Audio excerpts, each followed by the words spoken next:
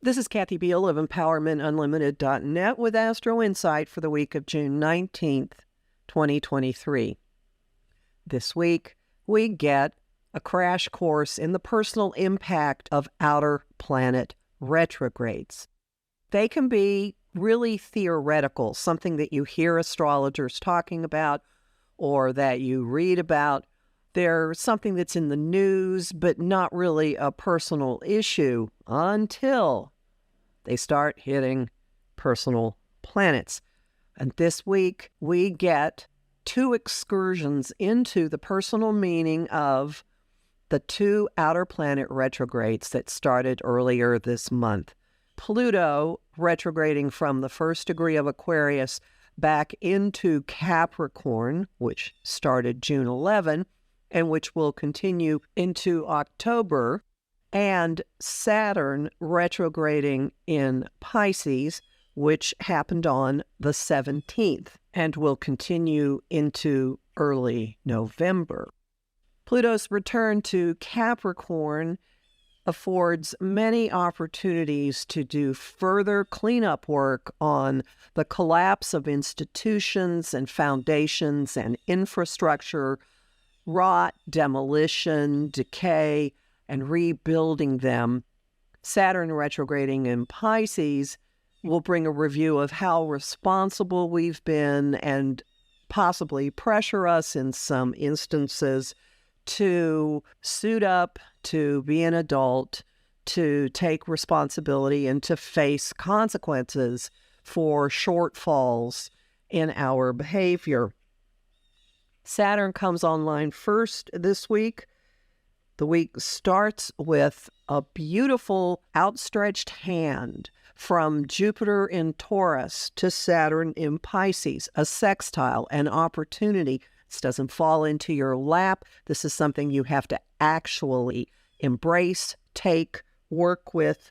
Jupiter in Taurus is very focused on the material, on resources, on physical comfort, on how you experience your physicality of life, sensuality, creativity, your relationship to food, and of course, your assets and money.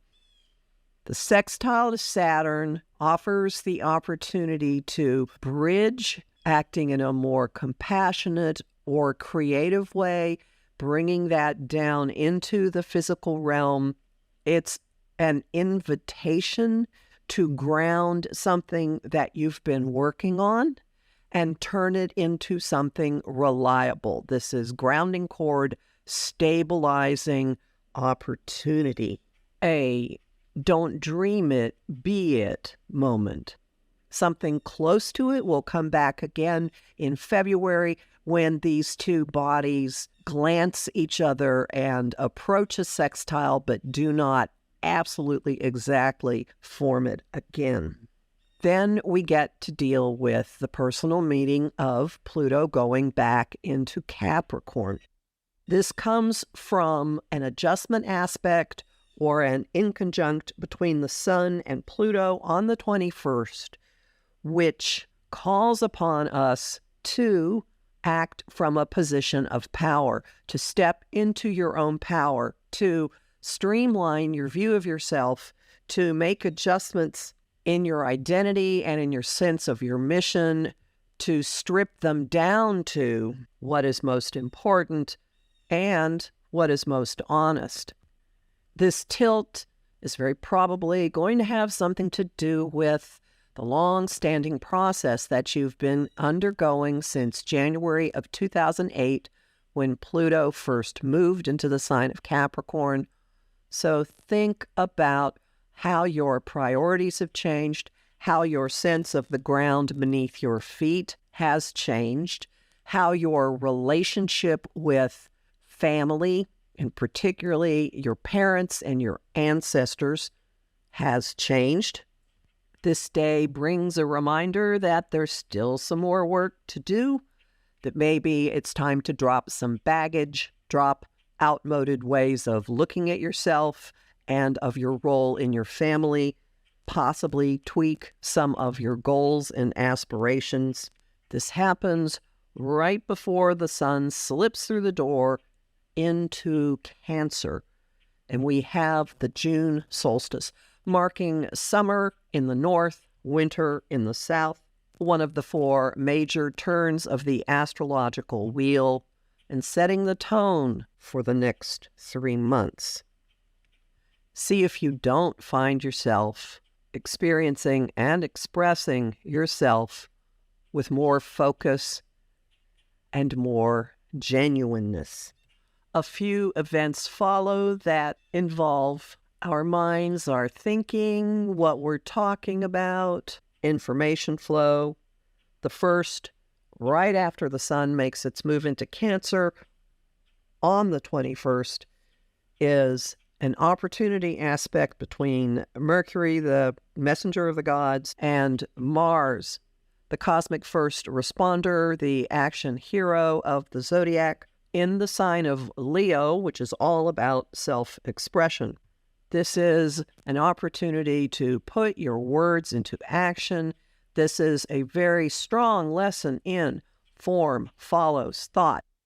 What you think, what you talk about, what you let run through your mind from other people's thoughts, through social media, through information that comes your way, all of this can affect how you actually move yourself forward in the world. The sun's move into Cancer will naturally incline us to spend time closer to home, whatever home means to us, to nest, to nurture, to take care of dear ones. The Mercury-Mars sextile adds a lot of energy to this, with the possibility of a somewhat uncharacteristic tweak coming in our minds and our information flow and conversations when Mercury makes a semi-sextile to Uranus on the 22nd. Do take care during all of this. We're under a fog advisory. There are clouds building, obscuring and softening our thinking, possibly skewing what we're hearing and what we're being told. On the 25th, Mercury squares Neptune, planet of illusion, keeper of the cosmic fog machine. This has the effect of a mini Mercury retrograde. Things are not necessarily as they seem. You may not be hearing people correctly. People may be deliberately playing fast and loose with the truth. The upside to this is the potential for incredible inspiration and creativity.